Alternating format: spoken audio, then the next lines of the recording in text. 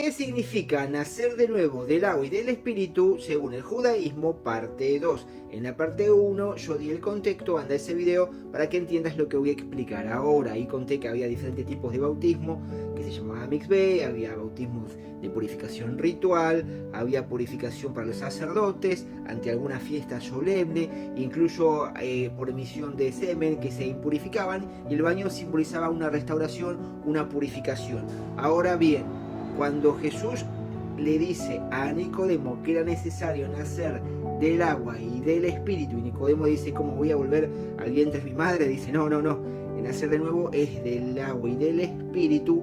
Él tenía en mente algo que estaba en los profetas. Esto saca a Jesús del libro de Ezequiel. Ahí en breve te voy a citar el pasaje de Ezequiel que combina agua y espíritu, simbolizando la obediencia a los mandamientos. El agua vendría a ser la palabra de Dios, la Torá, que convierte el alma, como dice Salmos, y el espíritu es la que nos lleva a cumplir esos mandamientos. Pero antes de adentrarme a ese pasaje que te voy a mostrar, te quiero explicar el contexto en el que vivía Jesús y la Torá oral en el Talmud. Ahí explica que, por ejemplo, a los conversos, es decir, al pueblo que se venía a injertar a Israel, se llamaba Ger. De esto se toma del episodio, por ejemplo, cuando el pueblo sale de Egipto, hay muchas personas que se integran al pueblo, que eran egipcios, pero se integran al pueblo de Israel. Y más adelante, cuando van a conmemorar la Pascua, se les requiere que a todos los conversos se tenían que circuncidar. Ahora, entre todos estos conversos de egipcios que venían con el pueblo de Israel, estaban Nadab y Abiú. Tenedlo en cuenta que yo lo expliqué en el video 1 y lo vamos a conectar con lo que te había explicado ahí, sobre qué importante que es conservar el pacto. Vamos a explicar qué significa esto de nacer de nuevo del agua y del espíritu y el bautismo, la mikve. Hermano, te lo voy a explicar como le hubiese explicado Jesús o Pablo a sus discípulos que tenían nuevos de lo que era el bautismo. Eso está en la Biblia. Los requisitos según la Torá oral para que un converso viniese, además de la circuncisión, era que dejase toda la idolatría. Era un requisito dejar toda la idolatría, todo el pasado. Cortaba con todo vínculo familiar. Y además de eso, tenía que aceptar los mandamientos de Dios, o sea, integrarse al pueblo, los mitzvot, y hacerse ese baño ritual que simbolizaba la muerte, como meterse al vientre y volver a nacer. Esos eran los requisitos. Ahora, ¿qué patrón? ¿Dónde encontramos esto en las escrituras? Bueno, hay un ejemplo está en Abraham. Abraham esto del nacimiento también, además del nacer de nuevo, es una nueva identidad, un nuevo nombre. A Abraham, Dios le dice que salga de su tierra y de su parentela. Y Abraham corta con todo vínculo de idolatría. El papá de Abraham era un fabricador de ídolos. Entonces él corta con toda la idolatría. Cuando le dice que salga, le hace cruzar el río. De hecho, hebreo significa en hebreo cruzar el río Jordán, del bautismo. Abraham cruza el río y le cambia el nombre a Abraham y a Sara Sarai, es decir, un cambio de identidad. Ese es el primer patrón que vemos de bautismo, de cambio de identidad, dejar de idolatría, aceptar los mandamientos. De hecho, Dios le dice a Abraham, le encomienda que obedezca sus mandamientos, sus estatutos y sus decretos antes de que la ley se diese en el monte Sinaí. Es decir, que hay una tradición oral que tenía que cumplir. Cuando dice que Abraham engendró a Isaac, engendrar es que le dio todas sus costumbres, todas sus prácticas. Es decir, que acá tenemos el primer patrón en Abraham. ¿En qué otro patrón vemos esto de que lo que es de dejar esto?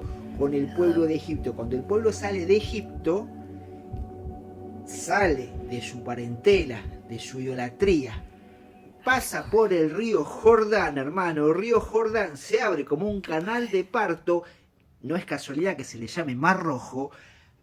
Pasa por el canal de parto y ahí están siendo bautizados, están haciendo una mikvé, siendo purificados. Y qué mejor lugar que el desierto para purificarse de idolatría, que no tenés ninguna imagen para idolatrar. ¿Y qué es lo que pasa? Después de eso, les da la Torá, las leyes que tenían que seguir. Esos eran los requisitos de un converso a lo que se le llamaba en la antigüedad para lo que es nacer de nuevo, un bautismo en agua. Jesús toma estos elementos y toma el pasaje que está en Ezequiel para explicarle a Nicodemo que la verdadera conversión, bautismo, era circuncidarse. Así que, hermano, si aceptás a Jesús y te bautizas, tenés que circuncidarte. El corazón, hermano, me prejuzgaste, tenés que ser rápido para validar y lento para descartar. La circuncisión del corazón. ¿Qué dice Jesús? Lo que es la carne, carne es. hay que sacar el corazón de piedra, porque le había dado la ley de piedra. Las leyes habían sido de piedra, pero no tenían el corazón para cumplirla. Es por el Espíritu de Dios que viene después de bautizarnos que nos lleva a cumplir la ley, la Torá, desde los lentes de Jesús, porque el bautismo, cuando vos te bautizabas, te identificabas con la enseñanza de tu maestro. Cuando te bautizás, estás tomando la enseñanza de Jesús, sos discípulo de Jesús. Por eso Juan tenía sus discípulos, se bautizaban en su enseñanza, pero después los discípulos de Juan iban con Jesús. Entonces el bautismo de corazón es la Brit Milá, es el corte del corazón de carne para poder cumplir los mandamientos. Hey, ¿qué pasó con Nadab y Abiú? Que nos ibas a explicar algo. Claro, Nadab y Abiú, que eran egipcios que se integraron al pueblo de Israel, hicieron la conversión, las mixó y el bautismo. Después se alían con Coré y se rebelan contra Aarón y hacen rebelión contra Aarón. Después Dios destruye a Coré junto con Nadab y Abiú, y Pablo lo menciona como sinónimo de rebeldía. Por eso yo en la parte 1 te hablaba sobre que el ateo era mejor que se quede ateo y no hacer un pacto con el brujo, que después incumplía ese pacto y le venía en contra. Entonces es mejor que a un creyente no se bautice, y antes que se bautice y le expliques todo así nomás y después le venga en contra porque se aparta y no le explicaste las cosas del compromiso que requiere bautizarse. Ahora te voy a explicar todo esto así de forma estructurada. Talmud enseña que el converso es como un niño recién nacido. Llevamos 22a, 48b. Esto implicaba un cambio radical de estatus. Quien entraba al pueblo de Israel rompía con su pasado, dejaba su antigua identidad, sus prácticas y hasta sus vínculos legales, y asumía una vida nueva bajo el pacto de Dios. Por eso, uno de los pasos más visibles era la inmersión en agua, mikveh, que simbolizaba limpieza y transición. Entrar al agua era como entrar a un vientre espiritual y salir como una nueva persona. En tiempos del Segundo Templo, era común ver mikvaot, porque la purificación en agua no era algo raro, sino parte de la vida religiosa y de las conversiones. Este concepto de renacer ya tiene raíces en la Torá y en los profetas. El llamado a Abraham es clave. Génesis 12:1. Vete de tu tierra, de tu parentela y de la casa de tu padre, a la tierra que te mostraré. Ese llamado implicó dejar atrás todo. Más adelante, Abraham es llamado el hebreo, Aibri, Génesis 14:13, que significa el que cruzó al otro lado. Esto puede ser literal, cruzó el río Éufrates, y simbólico, cruzó de un mundo de idolatría a uno de fe. Ese cruce marcó un antes y un después, casi como un bautismo de transición. Además, en Génesis 17, Dios cambia su nombre de Abraham a Abraham y el de Sarai a Sara, en el contexto de establecer el pacto y la circuncisión. Cambiar de nombre en la tradición bíblica es adquirir un nuevo estatus, un renacer espiritual. Los profetas reforzaron la idea de que este cambio no era solo físico, sino interior. Ezequiel 36, 25, 27, open quote. Esparciré sobre vosotros agua limpia, y seréis purificados de todas vuestras inmundicias, y de todos vuestros ídolos os limpiaré.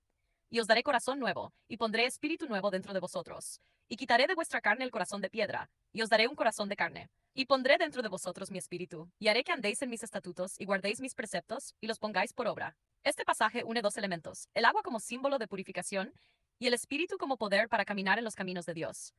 Es el mismo lenguaje que Jesús usa con Nicodemo en Juan 3. El que no naciere de agua y del espíritu no puede entrar en el reino de Dios.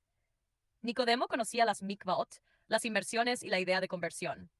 En la época del Segundo Templo, incluso entre grupos como los esenios o discípulos de maestros, las inmersiones en agua eran un signo de compromiso con la enseñanza de un líder. El acto de sumergirse indicaba purificación y adhesión a una enseñanza, a una Torá entendida y vivida según el maestro. Por eso, no es raro que en el Nuevo Testamento los discípulos fueran bautizados en el nombre de Jesús, reconociendo su autoridad y enseñanza.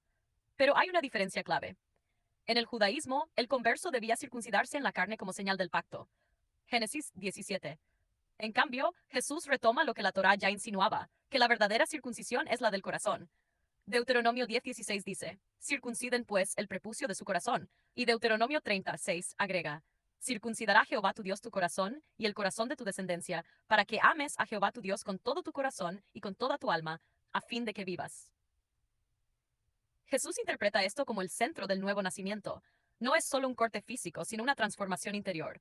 Nacer de nuevo es que Dios quite el corazón de piedra y dé uno de carne, que el Espíritu guíe la vida y que la Torá, los mandamientos de Dios, sean entendidos y vividos desde la perspectiva de Yeshua, es decir, desde su enseñanza de amor, fidelidad y obediencia interna. Así, todo el recorrido bíblico y rabínico de nacer de nuevo, el cruce de Abraham, el cambio de nombre, las inmersiones, las purificaciones, apunta a esto, una vida nueva centrada en Dios, donde el cambio no es solo externo, sino profundo, en el corazón. Así como las aguas descienden al mundo y le dan vida, así hay que descender a las aguas y recibir la vida de Él. Y así es como el Espíritu nos da esa convicción para poder cumplir los mandamientos por medio de la sangre, el corte que Jesús hizo en la cruz. De hecho, en el mismo libro de Juan es donde Jesús dice, si me amáis, guardad mis mandamientos. Y le dice a sus discípulos, ustedes ya están limpios por las palabras que yo les he hablado.